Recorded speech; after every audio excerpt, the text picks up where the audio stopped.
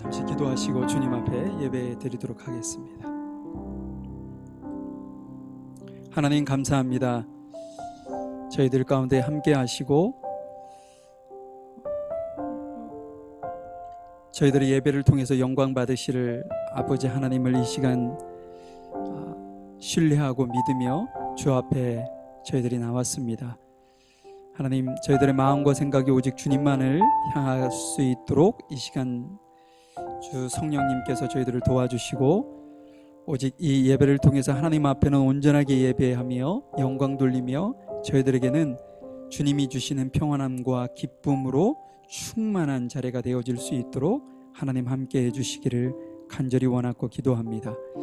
이 자리에 주님이 저희들과 함께 하시고 저희들의 찬양을 통해서 영광 받으실 그 하나님을 이 시간 전적으로 신뢰하면서 주 앞에 저희들이 찬양할 때에 입술의 고백으로 끝나지 아니하고 우리의 어떤 믿음의 고백이고 우리의 삶으로 주 앞에 온전하게 드려지는 귀한 찬양이 되어질 수 있도록 함께 하시고 인도해 주시고 역사해 주시기를 소망합니다. 이 자리에 저희들과 함께 하심에 너무나도 감사드리며 사랑 많으신 예수님의 이름으로 기도하였습니다. 아멘.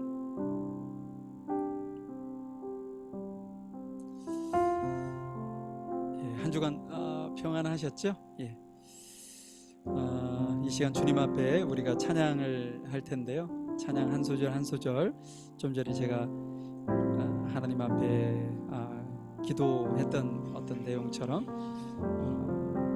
우리의 신앙의 고백이 되는 귀한 시간이 되었으면 좋겠네요.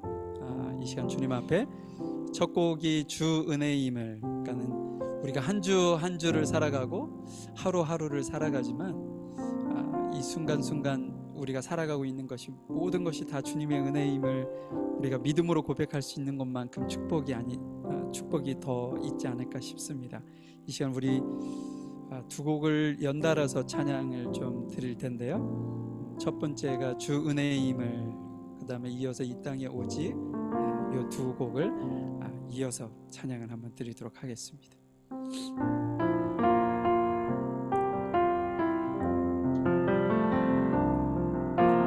주 나의 모습 보네,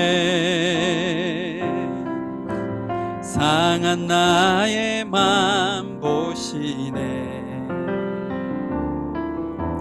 주 나의 눈물 안에 홀로 울던 맘 아시네. 주 사랑 내게 있네. 그 사랑이 날 채우네. 주네 내게 있네. 그는 날 세우네. 세상 소망 다 사라져가도 주의 사랑 끝이 없으니 살아가는 이 모든 순간이 주의 힘을 나는 믿네. 다시 한번 찬양합니다. 주 나의 모습 보네, 상한 나의 맘 보시네. 주 나의 눈물 안에 홀로 울던 맘 아시네. 주 사랑 내게 있네. 주 사랑 내게 있네. 그 사랑이 날 채우네. 주네 내게 있네. 그네로 날 세우네. 세상 소망 다 사라져가도 주의 사랑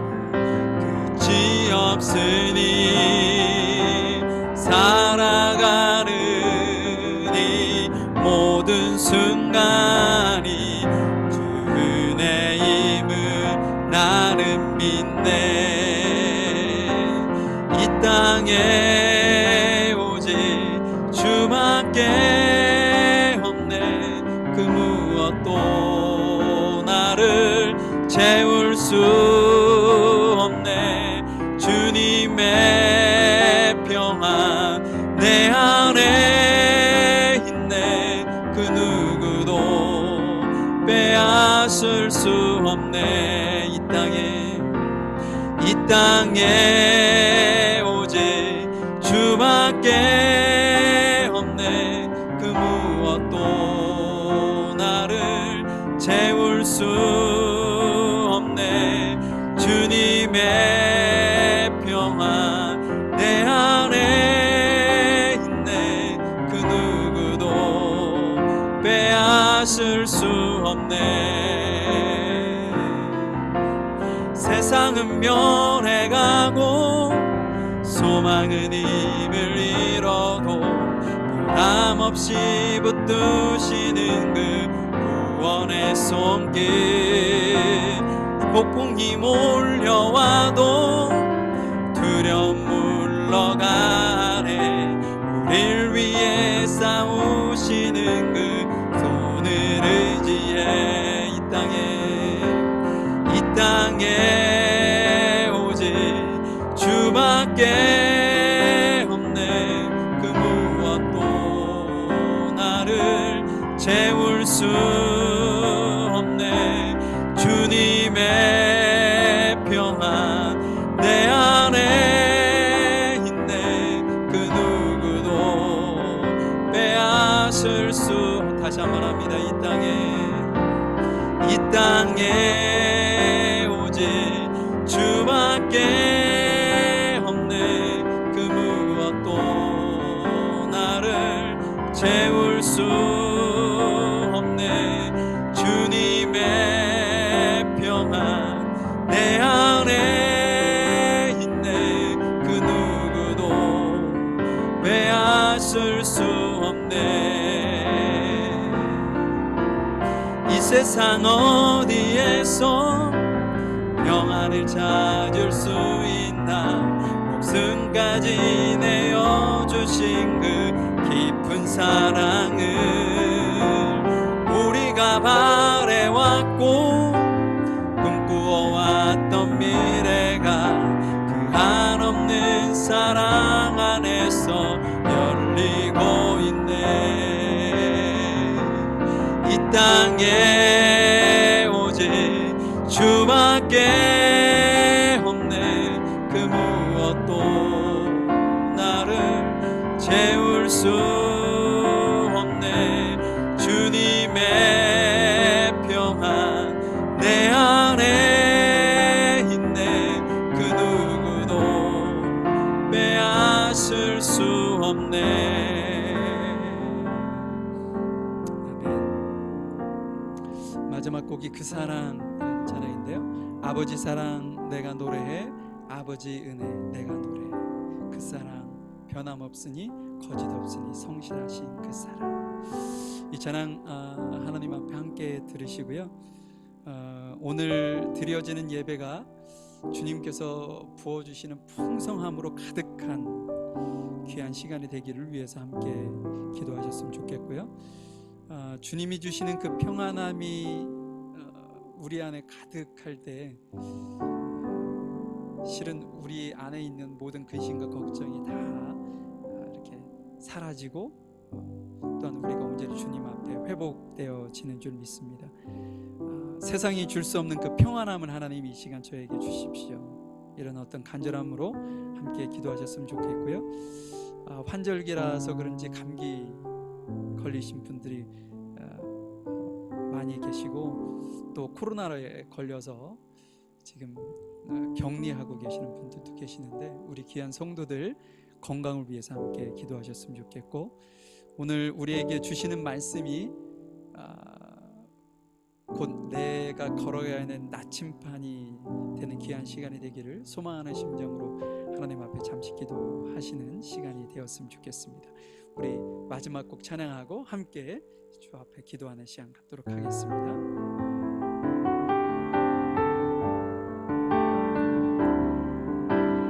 아버지 사랑 내가 노래해, 아버지 은혜 내가 노래해. 그 사랑 변함없으신 거짓 없으신 성실하신 그 사랑, 상한 갈 때 꺾지 않으신 꺼져가는 등불 끄지 않는 그 사랑 변함없으신 거짓 없으신 성실하신 그 사랑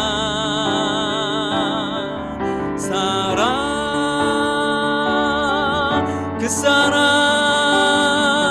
날 위해 죽으신 날 위해 다시 사신 예수 그리스도 다시 오실 그 사랑 죽음도 생명도 천사도 하늘의 어떤 권세도 끊을 수 없는 영원한 그 사랑 상한 갈 때 꺾지 않으시는 상한 갈 때 꺾지 않으시는 꺼져가는 등불 끄지 않는 그 사랑 변함없으신 거짓 없으신 성실하신 그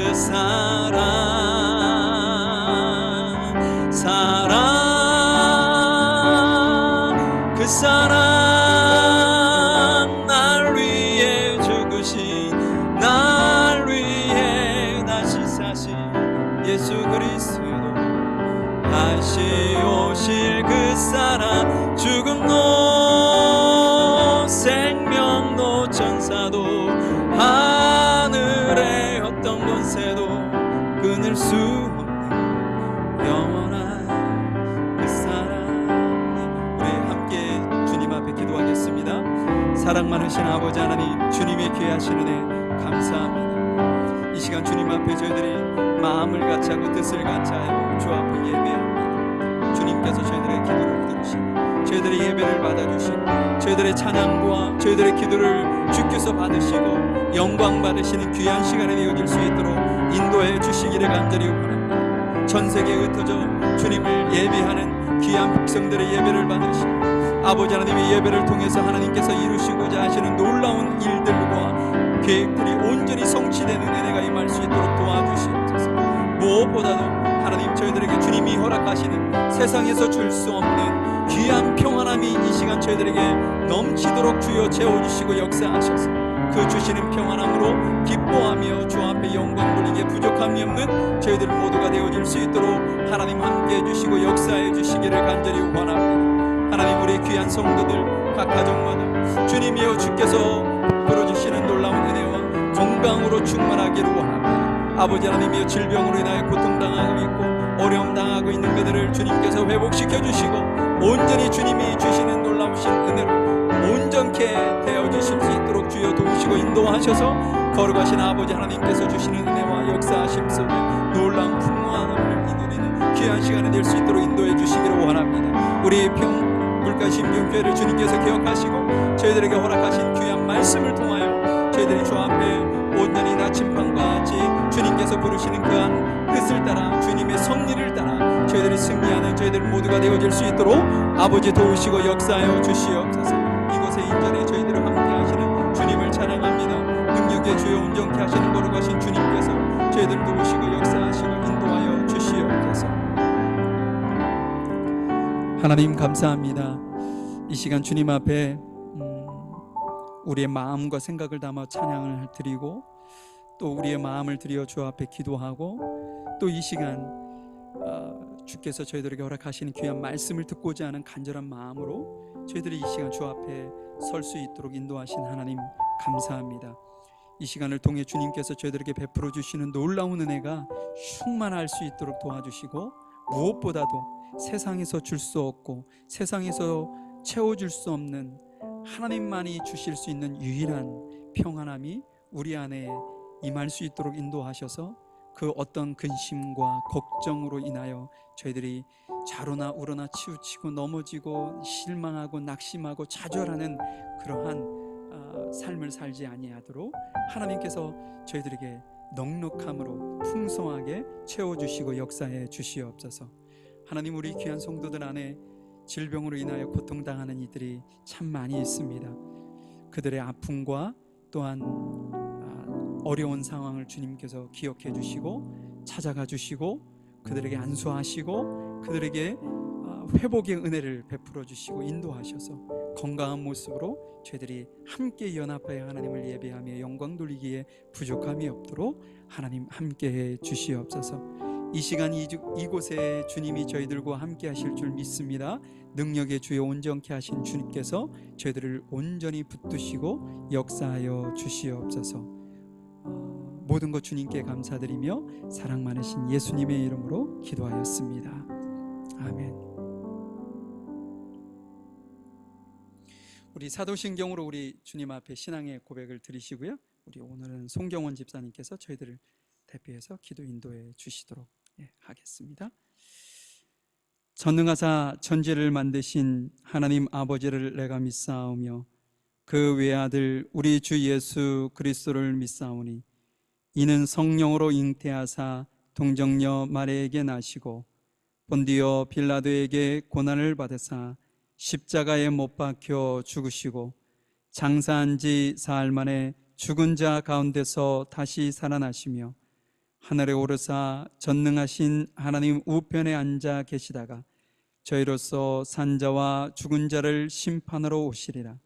성령을 믿사오며 거룩한 공예와 성도가 서로 교통하는 것과 죄를 사하여 주시는 것과 몸이 다시 사는 것과 영원히 사는 것을 믿사옵나이다. 아멘. 참 마음과 온전한 믿음을 기뻐하시는 하나님, 오늘도 저희가 찬송과 영광을 올려드립니다. 우리의 연약함과 부족함에서 크게 벗어나지 못하는 저희가 주님의 대속하심과 구속하여 주심이 계셨기에 감사함을 가지고 오늘도 아버지 앞에 나왔습니다. 선하신 하나님, 오늘 이 시간 저희의 온전치 못한 섬김으로 지난 한 주를 보내진 않았는지 돌아보는 시간 되게 하여 주옵소서. 저희의 부족함조차도 아끼시며 우리에 있는 그대로를 사랑하여 주시는 주님의 은혜로 보호받기를 원하오니 저희를 진리의 빛 가운데로 인도하여 주셔서 저희의 온전치 못한 섬김을 불완전성에서 완전성으로 이루어 가시는 주님을 통하여 주님을 온전히 섬기는 자가 되게 하여 주옵소서. 그 섬김에 감사가 있게 하여 주옵소서. 늘 함께 하시는 하나님, 하나님의 뜨거운 임재를 갈망하오니 오늘 예배의 순간순간마다 아버지의 임재를 경험하길 원합니다. 말씀을 듣는 저희의 마음에 은혜의 단비를 내려주셔서 기쁨이 충만하게 하여 주옵시며 승리하는 예배로 인도하여 주실 것을 믿습니다. 목사님을 통하여 주신 말씀 붙들고 새로운 한 주를 살아갈 때 믿음의 주여 또 온전케 하시는 주님만을 바라고 기대하며 원하는 저희 모두 되길 원합니다. 오늘도 예배를 준비하여 주신 아름다운 손길들을 통해 기뻐하실 하나님, 그 손길들 위에 하나님의 넘치는 축복이 있게 하여 주옵소서. 예수님의 이름으로 기도드립니다. 아멘.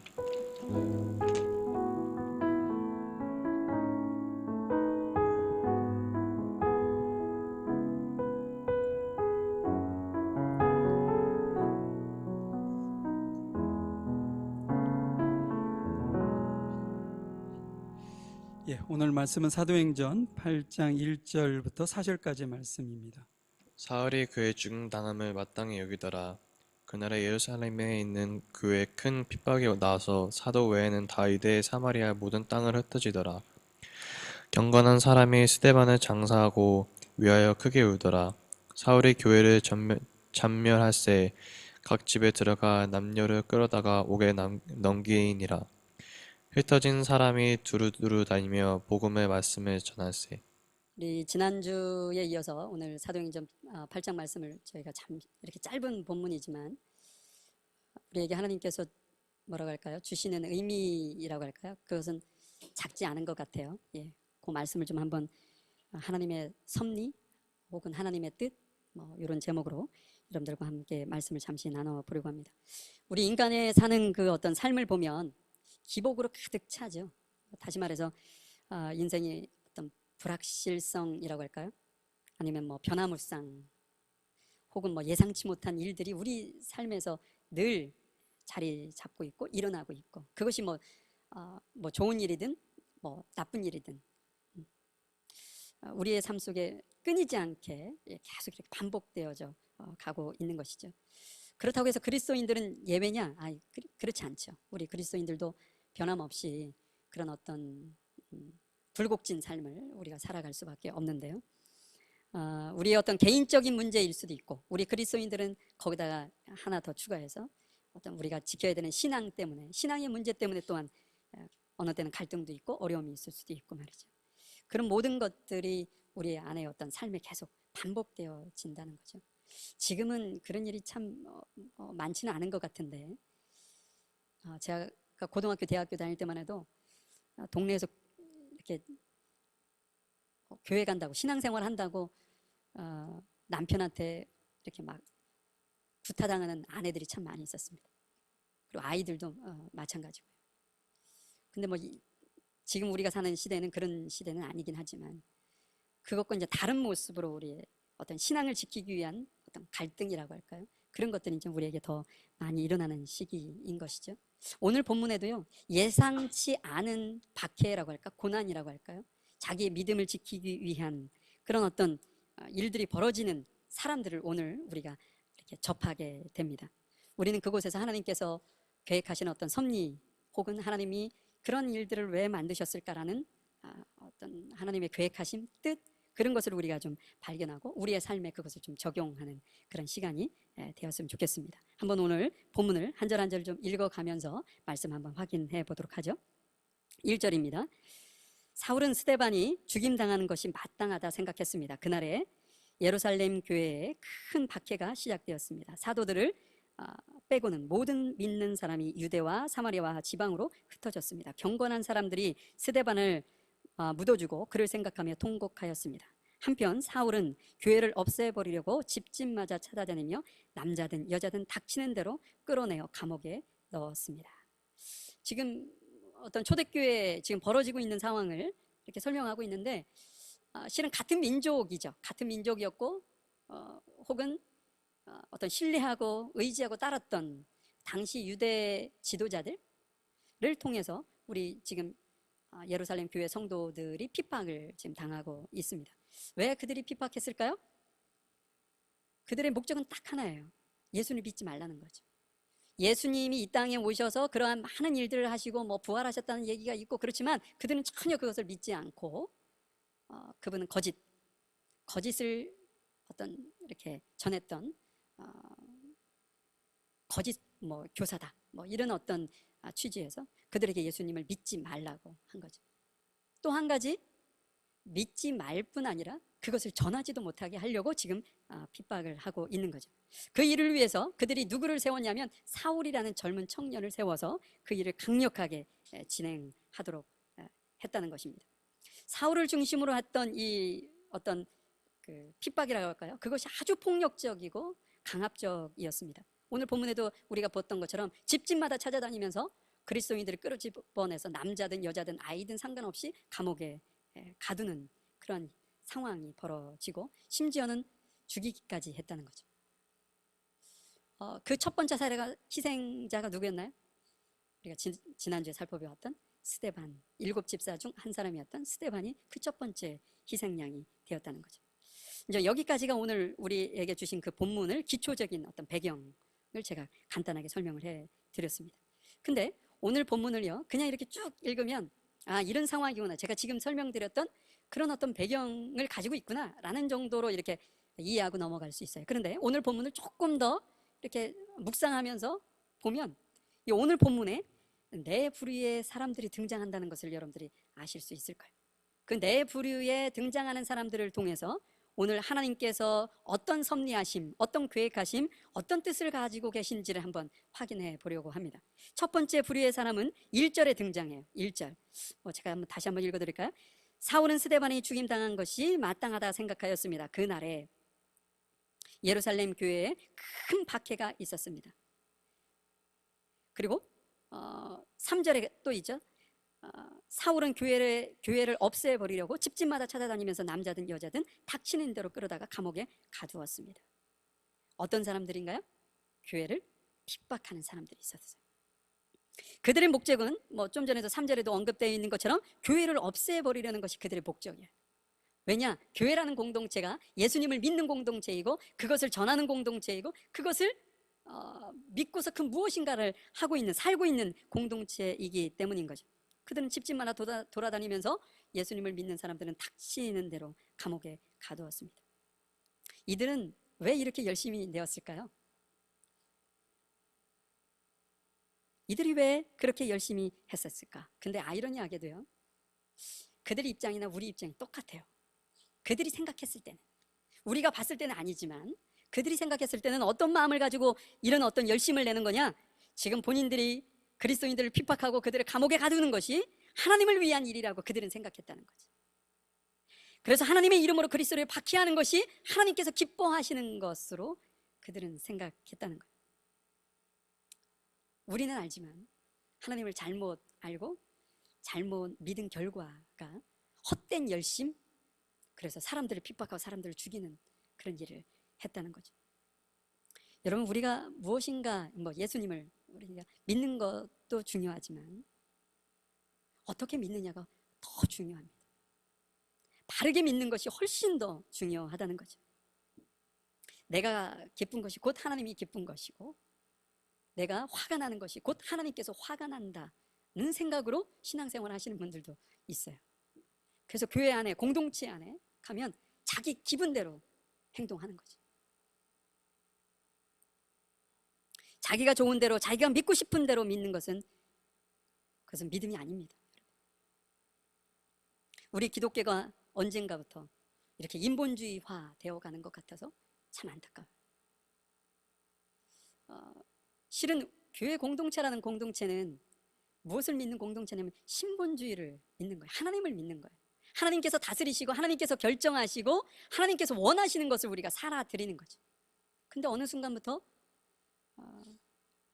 사람 중심으로 바뀌어가기 시작합니다. 그것이 이제 교회 안에도 너무 깊숙하게 들어와 있고 그 영향은 학교에서 그렇게 가르치니까 인권을 아주 강조하잖아요. 그 인권을 강조하는 주된 베이스가 뭡니까? 인본주의죠. 그러다 보니까 교회 안에서도 하나님보다 자기가 더 우선시 되어지는 그런 삶을 우리가 살아가고 있고 공동체가, 교회 공동체가 그렇게 되어져 가고 있는 거죠. 이 지금 유대인들, 유대 지도자들 핍박하고 있는 그들의 관점으로 보는 거예요.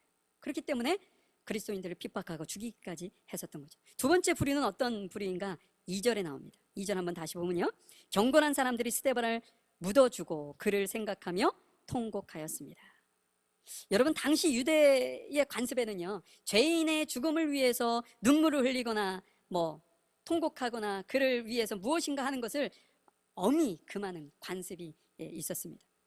그런데 이들은 어때요? 경건한 그들은 그 관습을 무시했어요. 무시하고 가슴을 치며 공개적으로 통곡을 했던 거죠. 그리고 스데반을 달라고 해서 장사를 지냅니다. 그 누구도 섣불리 나서려 하지 않았던 상황 속에서 이 경건한 이들은 그 일을 감수한 거예요. 내가 이 일을 통해서 유대 지도자들에게 내가 어떠한 어려움을 당하든 그것은 내가 감수하겠다, 이렇게 생각을 했었던 거죠. 첫 번째 부류하고는 질적으로 많이 다릅니다. 그러나 이들도 여기까지였어요. 여기까지. 스데반이 내가 봤을 때 저 사람이 죄를 지어서 돌에 맞아 죽은 것이 아니야 라는 정의감은 있을 수 있고 경건함은 있을 수 있지만, 정의로움은 있을 수 있었지만 거기까지였다는 거죠. 자, 세 번째 부류 한번 볼까요? 세 번째 부류는 1절에 나오는데 1절에 다시 읽지 않겠습니다. 예루살렘을 끝까지 사수했었던 누가 있냐? 사도들이 있었다는 거죠. 사도들. 핍박이 있어서 많은 어떤 교인들, 예루살렘 성도들은 다 뿔뿔이 흩어져서 각지로 흩어진 거죠. 근데 사도들도 사람인데 두렵지 않았겠어요? 무섭지 않았겠어요? 본인들도 생명을 위해서, 살기 위해서 예루살렘을 떠나 안전한 곳으로 충분히 갈 수 있었지만 그들은요, 생명의 위협을 받는 그 현장이었던 예루살렘, 그곳을 떠나지 않고 그 자리를 지킨 사도들이었습니다. 그들이 생각했을 때는 예루살렘을 지키는 것이 그들의 사명이라고 생각했는지는 모르겠어요. 그래서 교인들은 다 도망가라고 하고 본인들은 그곳을 끝까지 지켰는지도 모르겠습니다. 그러나 여러분, 사도들이 망각하고 있는 것이 하나가 있어요. 그것이 뭔지 한번 확인해 보도록 하죠. 사도행전 1장 8절의 말씀을 보면 예수님께서 가시기 전 유언처럼 남기신 말씀이 뭐냐면, 다만 성령이 너에게 오시면 너희는 권능을 받아 예루살렘과 온 유대와 사마리아와 그리고 땅 끝까지 가서 내 증인이 될 것이다. 여러분, 이건 유언인데, 예수님의 유언인데, 유언이 왜 중요하죠? 유언의 중요성은 뭐냐면 그 유언을 들은 사람은 반드시 지켜야 된다는 것이 있기 때문에 유언이 중요한 거예요. 실은 유언을 받았지만 안 지켜도 상관은 없죠. 돌아가신 분이 그걸 알 일은 없으니까. 그러나 그 유언에 담겨져 있는 그 말의 무게가 살아있을 때 얘기하는 것과는 비교할 수 없다는 거죠. 부모님이 돌아가실 때 자녀들에게 유언을 남겼어요. 야, 형제들끼리 화목하게 잘 살아라. 그리고 이것은 너에게, 이것은 작은 아이에게 내가 물려주고 간다. 그럼 어때요? 그 유언의 유지를 받아서 자녀들은 그렇게 살아야 되는 거죠. 그것이 자녀의 가장 기본적인 도리 아니겠습니까? 제자들도 마찬가지입니다. 스승이 유언처럼 남긴 그 말씀을 지키고 그 어떤 가치를 가지고 살아가는 것은 제자의 기본적인 도리인 것이죠. 지금 예수님께서 제자들에게 남기신 유언은 뭐냐? 너희가 이곳에 머물러 있지 말고 예루살렘을 떠나서 유대와 사마리아 땅 끝까지 내 이 복음에 증인된 삶을 살아라. 이것이 예수님께서 남기고 가신 유언이었습니다. 그런데 제자들은 어때요? 그 스승의 유언을 지키지 않고 있습니다. 스승의 마지막 유언을 망각해버려서 잊어버리고 말았던 거죠. 왜냐? 제자들은 설교만 한번 하면 몇천 명씩 막 쏟아져 들어왔어요, 교인들에게. 그것이 자신들이 사명을 감당해야 하는 자리로 생각했던 거죠. 그래서 현실에 도취되어 있었습니다. 이 정도면 몇 년만 지나면 엄청나겠단 말이죠. 어떤 자신의 성공에 도취되어 있었고 자신들의 어떤 꿈에 도취되어서 예수님의 유언, 예수님의 어떤 계획하심, 하나님의 뜻, 그것은 별 관심이 없었던 거죠. 우리 기독교인들이 이러한 어떤 사단의 올무에 빠져 있는 것은 아닌가, 그런 생각도 해보게 됩니다. 한국에 가면 교회가 너무 멋지게 건물이 들어서요. 몇천억씩 들여서 그런 건물들이 필요하기도 하죠. 그것을 통해서 많은 선한 영향도 미치죠. 그런데 우리 신앙인의 눈이 거기에만 꽂혀 있는 것 같아요. 그래서 제가 어떤 장로님이 한국에 다녀오셔서 그 당시에 사랑의 교회를 건축하고 난 다음이었어요. 한국 가셔서 가장 먼저 거기를 찾아가셨대요. 그리고 그 건물을 보시고 오셔서 사진을 이 각도 저 각도 또 들어가셔서 구석구석을 다 사진을 찍어 오셔서 교인들에게 보여주시는 거지. 야, 사랑의 교회가 이렇더라.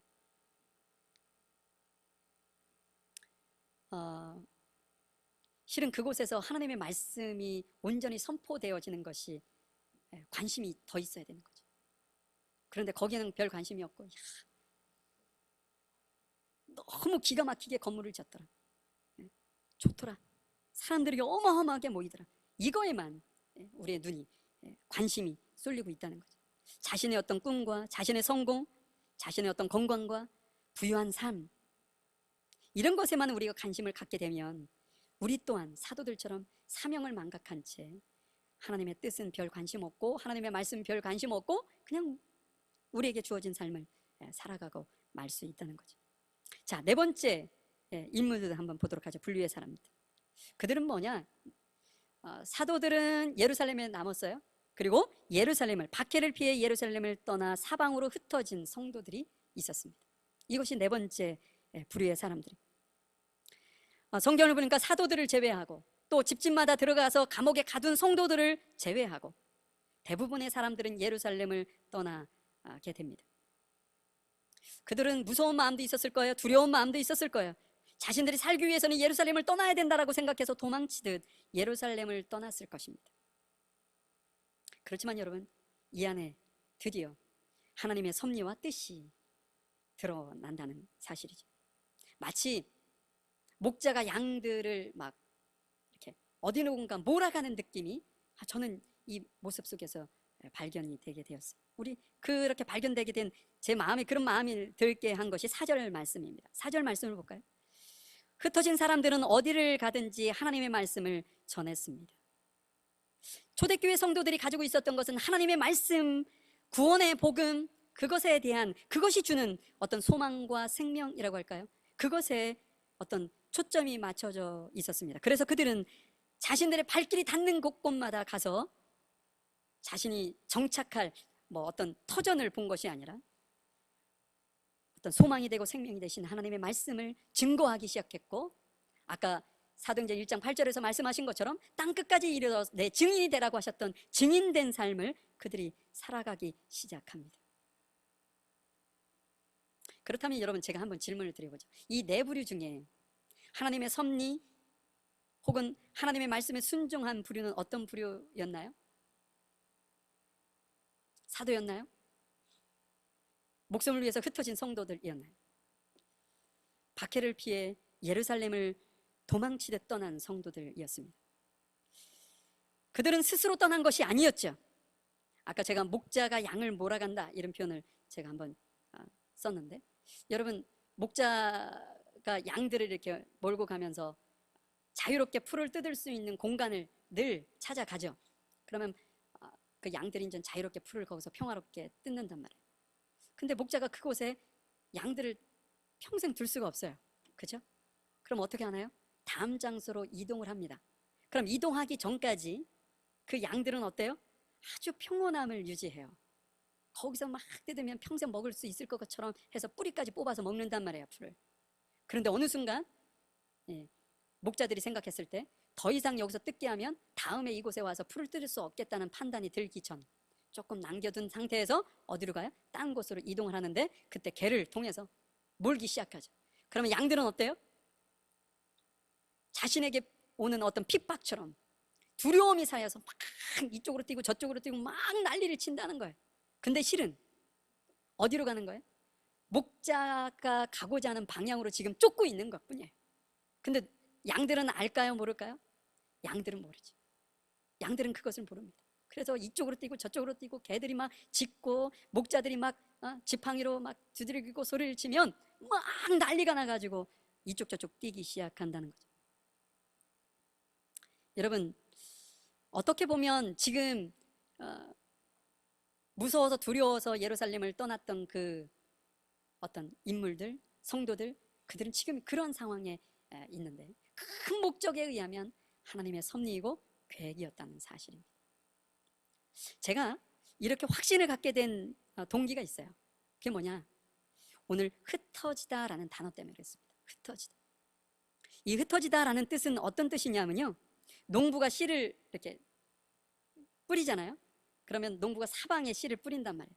그러니까 우리나라 한국처럼 그 유대 지방이, 우리는 이렇게 씨를 이렇게 흩어 뿌리지 않죠. 예를 들어서 예전에 그 논에 모를 심는다고 한다면 모판에 미리 싹을 틔우잖아요. 그래서 싹을 틔운 걸 가지고 모를 심잖아요. 청량하게. 근데 유대에는 그러지 않습니다.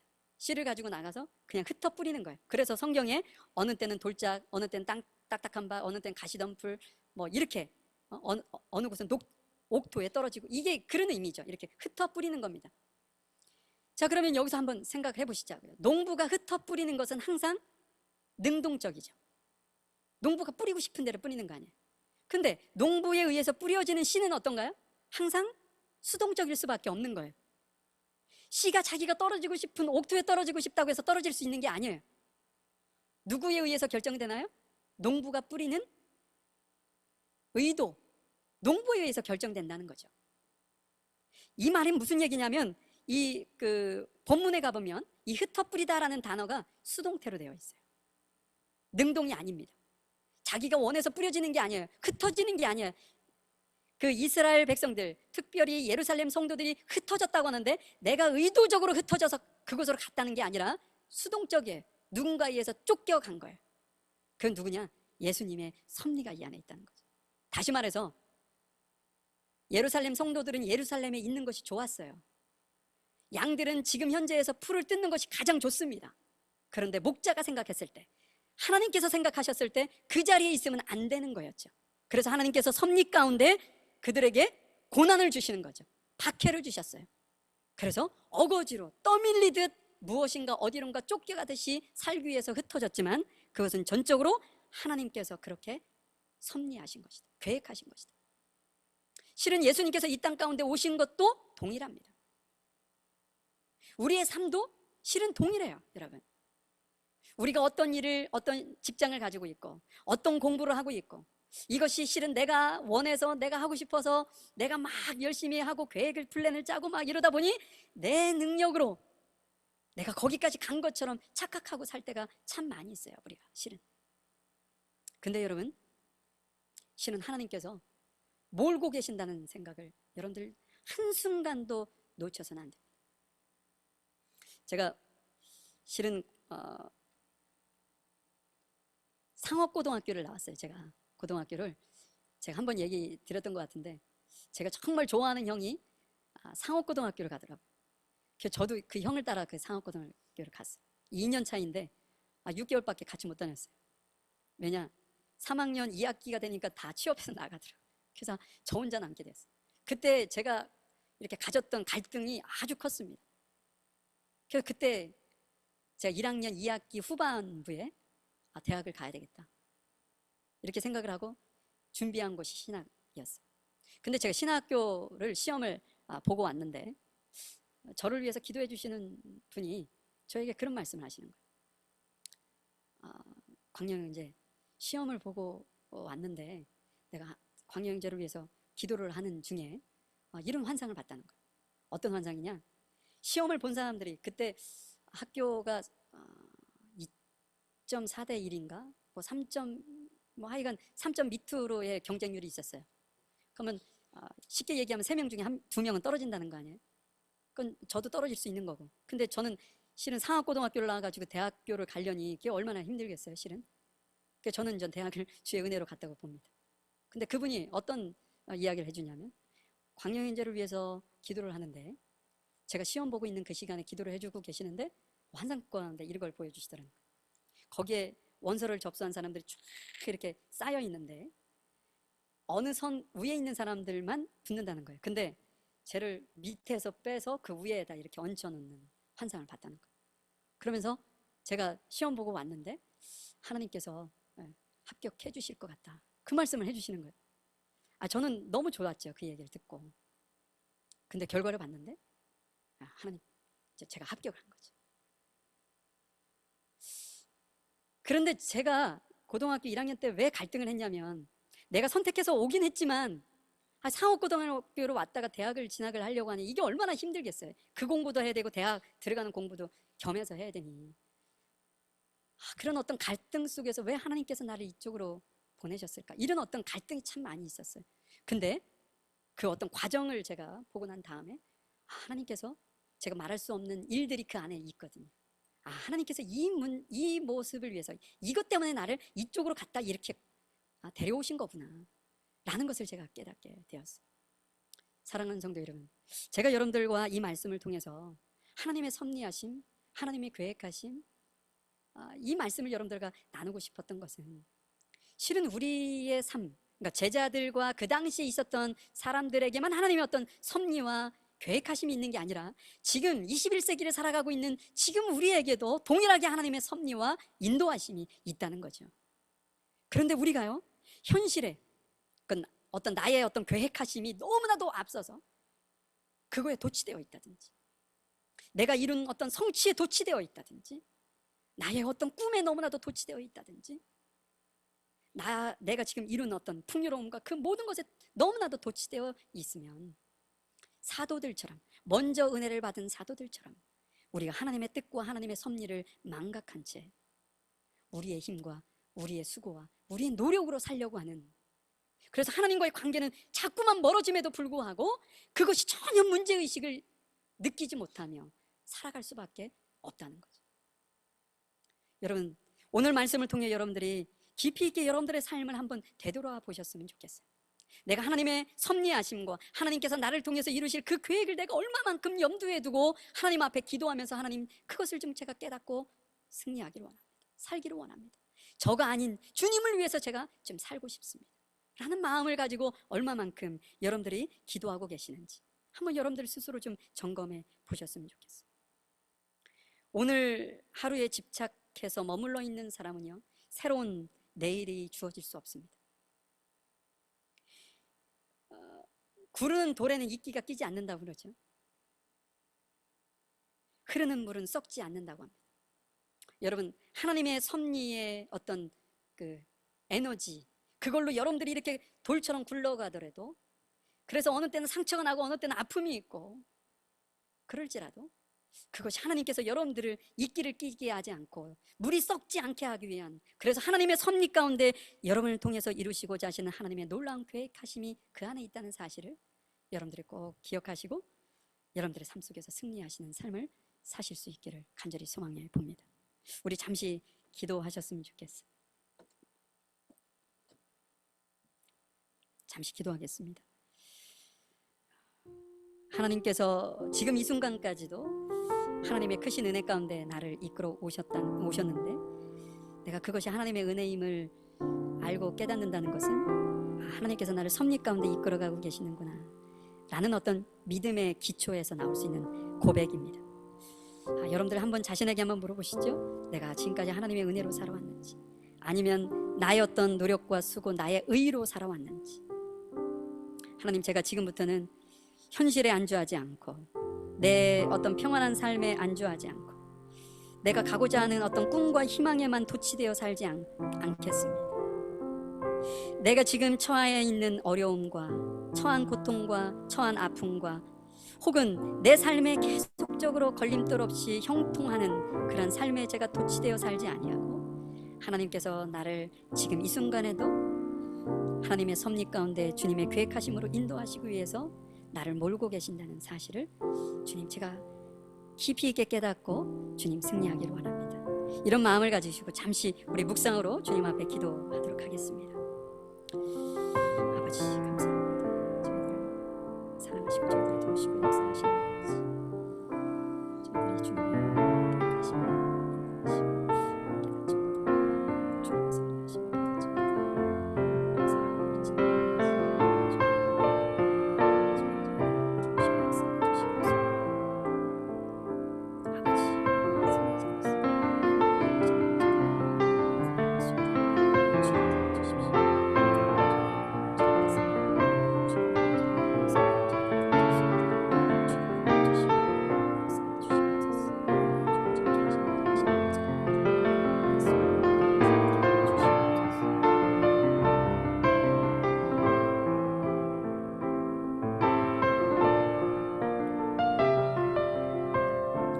하나님 감사합니다.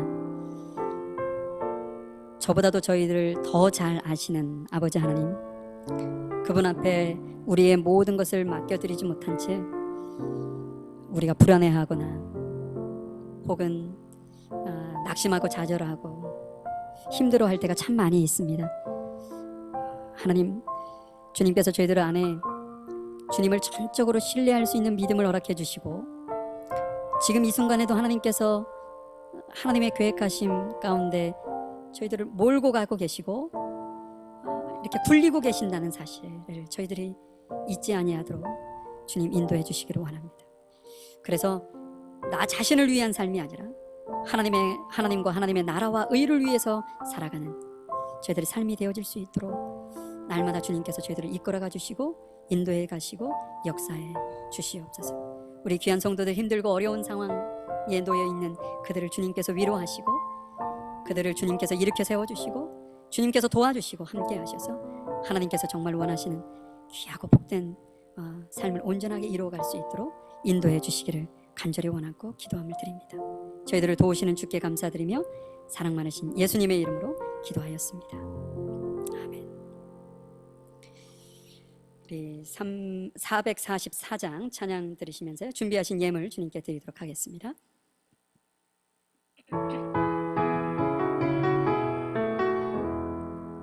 예수가 거느리시니 즐겁고 평안하구나. 주야롭게 꼭 깨는 것 예수가 거느리시네. 주 날 항상 돌보시고 날 친히 거느리시네. 주 날 항상 돌보시고 날 친히 거느리시네. 때때로 괴로움 당하며 때로 기쁨 누리네. 풍파 중에 지치고 평안히 인도하시네. 주 날 항상 돌보시고 날 친히 거느리시네. 주 날 항상 돌보시고 날 친히 거느리시네. 이 세상 이별할 때에 마귀의 권세 이기네.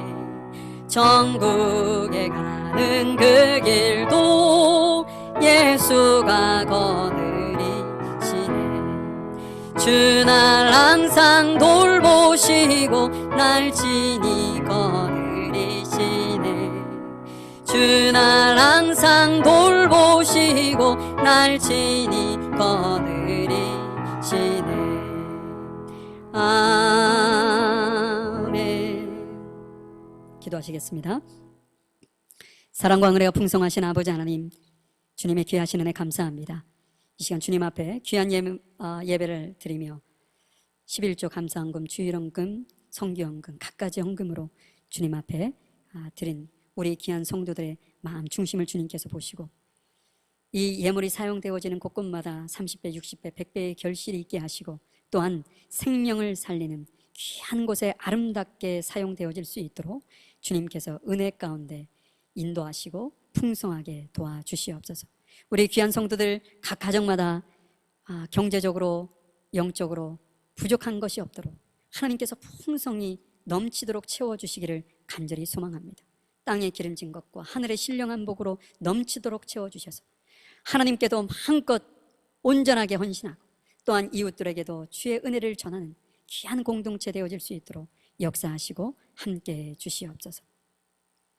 지금은 우리 주 예수 그리스도의 크신 은혜와 아버지 하나님의 무한하신 사랑하심과 성령님의 인도하시고 내주하시고 교통하심이 하나님의 섭리하심에 내 삶을 맡겨드리고 주님께서 이끄시는 대로 온전히 헌신하기를 원하는 우리 귀한 성도들 머리 위에와 이들의 가정과 사업장 일터 위에 학업 위에 지금부터 영원히 함께 하시기를 간절히 축원하옵나이다.